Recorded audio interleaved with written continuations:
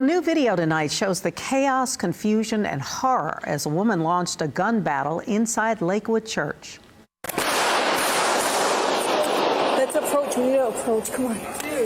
Come on. We need to approach. Father God, just be with us. Forgive us our sins. What you're hearing there is one of the officers praying after trying to convince a fellow officer to go with her to get closer to the gunfire. ABC 13's Alex Bozardian is live outside the mega church with a closer look at the police response that day on February 11th and what else prevented the shooter from causing even more terror. Alex?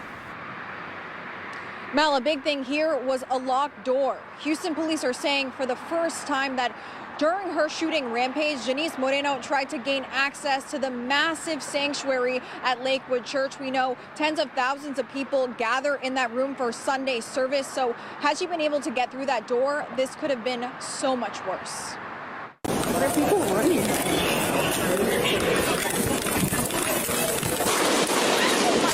Law enforcement forced to act quick inside Lakewood Church on the afternoon of February 11th.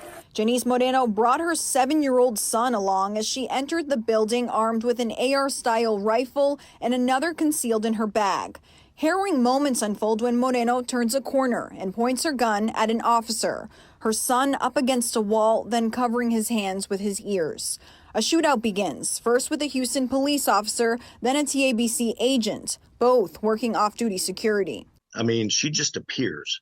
There's no time other than to take immediate action. Mark Stevens is a retired HPD detective. He explained officers inside the church were armed with pistols, Moreno with a rifle, giving her the upper hand. We need to get closer.